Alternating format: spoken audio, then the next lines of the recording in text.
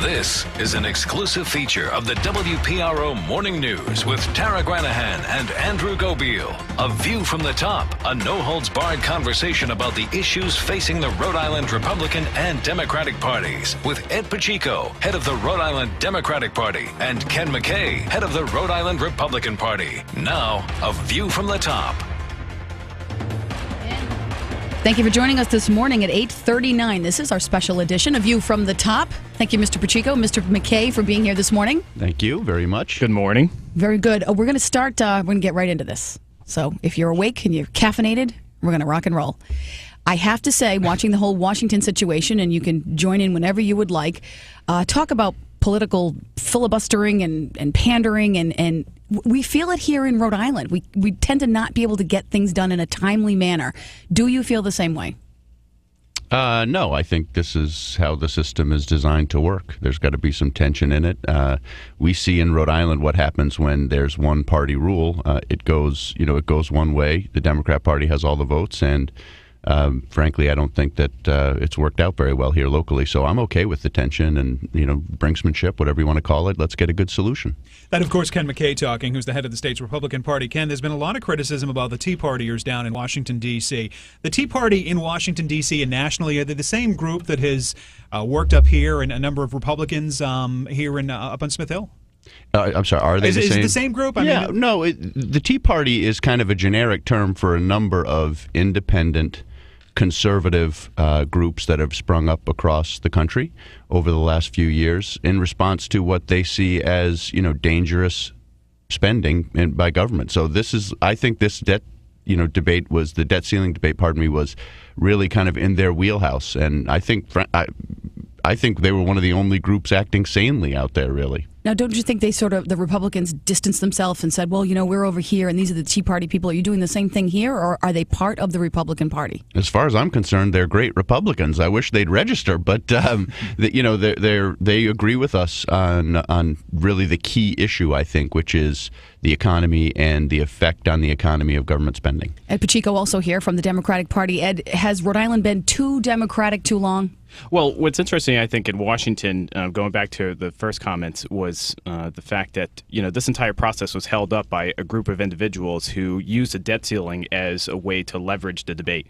And that's never happened before in this country. So, I agree with Ken on the point that this type of debate is important for our country in order to make these important decisions.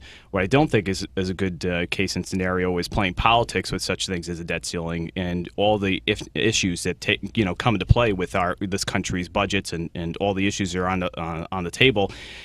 And it comes down to this. You had 40 Tea Party congressional representatives that were holding the Republican caucus hostage and basically telling them that if you don't support the issues that we feel is most important, you will be primaried in the next election. And that's the politics of the situation. That's what held up this process for the majority of the past 2 weeks. And if we could, I want to go back to what Tara just asked, though, a moment ago, and touch on what Ken said as well. I mean, and I don't know how many times, Tara, we've sat here and people just kind of throw up their hands and they say, it's a Rhode Island thing, in a disparaging manner. It's a Rhode Island thing because there has only been one party rule up on Smith Hill for years and years and years and years. Is that a legitimate criticism of the Democratic Party here in Rhode Island? Look, Democrats have been very successful, obviously, election after election. But that goes without saying in the sense that, past 16 years, I know, Gio Ciccione and now Ken like to lay blame solely on the Democratic Party. 16 years in the governor's office. 16 years in the governor's office, and yet for some strange reason that bears no responsibility, but they like to shoulder a lot of credit for some reason. But everybody says that the governor's office here in Rhode Island is one of the weakest governor's offices constitutionally across the nation. So the legislature, the democratically controlled legislature, bears a lot of responsibility for where we are today. Look, I have to disagree. Governor Sondland in 4 years accomplished more than some governors did in 8 years. Look, Governor Carcieri, Governor Lincoln Almond both had their opportunity. They battled in some cases with the General Assembly. The Republican Party, for whatever reason, he likes to point fingers but never likes to look in the mirror. Ken, let's be straight here. The state is in disarray. I would love you both to tell us what you think about Governor Lincoln Chafee, but the public opinion poll is not looking so good. No. It doesn't look good. Let me just back up for a quick second with respect to looking in the mirror. I love looking in the mirror. Ask my wife. I'm always in the way when she's dressed. You sure you haven't worked on TV? Is that what it I is? love the mirror, yeah. No. I will admit, Ken is a sharp dresser. Yeah. Very sharp dresser. Well, I owe that to Mary McKay. So, and Wilson's in Wickford. There's a plug for you, Jim. Boy. So politics, first of all, before we get to Chafee, Barack Obama did the same thing in 2006 with the debt ceiling. He voted no, and he gave a lengthy speech about how, the buck's got to stop here, and raising the debt ceiling is just indicative of awful government spending. So politicians play games with issues. That's what they do to get reelected on both sides of the aisle. And so I don't think it's fair to blame the Republicans or this one or that one. Barack Obama did the same thing. Because Now conversely, he wait wanted- a second, all the Republicans voted in favor of raising the debt ceiling last time that's debated, and now they're turning things around. So you can, sit there and say, of course, Barack Obama did it, but so too did Mitch McConnell, so did all of the Republicans in the Senate. I agree. Sure. I think there's a small difference, and that is simply the amount of spending and the amount of debt, because the Republicans have voted twice before under Obama to raise the debt ceiling without any limitations, and it just got to the point where enough was enough, I think. And then the other thing, with respect to Tea Party Republicans holding people hostage and threatening to primary them, that's exactly what happens in the Rhode Island State House. When Democrats don't go along with labor or the welfare lobby, they get primaried out of office. You can look over, and I'm not going to come up with the name, unfortunately, but in the East Bay it just happened. The fellow who ran and the labor guy was using the fake email address and I can't think of the name, unfortunately. Isn't that Doug awful? Jablinski. Jablinski, Yes. he got primaried out. David Caprio down in Narragansett got primaried out. I mean, primaries are people. That's what happens.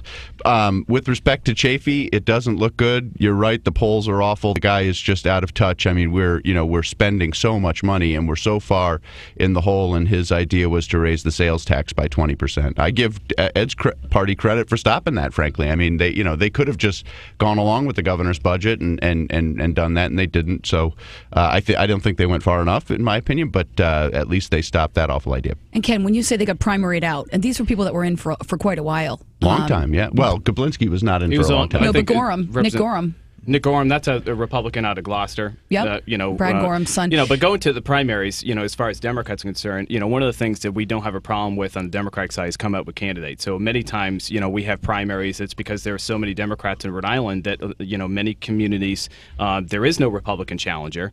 And for that reason, you have Democrats running against Democrats. And look, that's what makes our party stronger is the fact that we have a lot of very dedicated individuals willing to and able to run for office. But don't you think the union folks had something to do with running out some of those contenders? I think in some cases the union supported certain candidates. In other cases, that wasn't the case. But I think across the board, if you went and looked at every individual House district, you would see that we have, many times you have incumbents that have been in the, General Assembly for, 12 or 14 years, and they've had primaries, 7 elections. Sure. That's just, we're used to it. Somebody asked me the other day, what prevents Democrats from, securing the governor's office, because we have too many good Democrats always running for the governor's office. Well, this goes to what I wanted to say a moment ago to Ken. It's we've been talking about the challenges that we're facing right here, but the Republican Party in the state of Rhode Island is, to put it kindly, a mess. I mean, you're doing your. I mean, you're. That's kind. Well, I mean, Get him a coffee.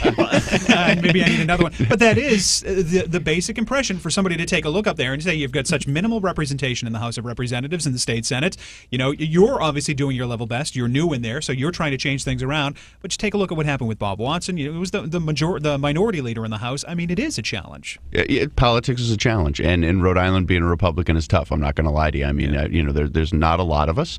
But I do believe that the Republican Party represents the majority opinion in Rhode Island. I think that the majority of Rhode Islanders agree with us that the government's out of control, and that you can just look down at kind of the independent rankings on how total tax burden, we're in the top 5 or 10, unemployment, we're in the top 5 or so. We're, according to CNBC, we're the 50th worst place to do business. The Democrat Party has been in charge for decades, and now we need to organize. That's the question. Can we organize the votes to start changing some of those seats and have a level debate? I would love to have the tension in Rhode Island that they just had in Washington. Ed? I think what's really amazing as far as this past couple of years is since Governor Kucheri has not been in office. I remember in the last 3 or 4 months of my term in the General Assembly, Speaker Fox, Senate President Pavouey was able to accomplish some pretty amazing goals, which include the school funding formula, some tax reform, and some small business package that would help businesses set up shop here in Rhode Island. And of course, this past year and a half, this past session, you're seeing an additional group of policies be able to make its way through then the past hasn't been able to happen.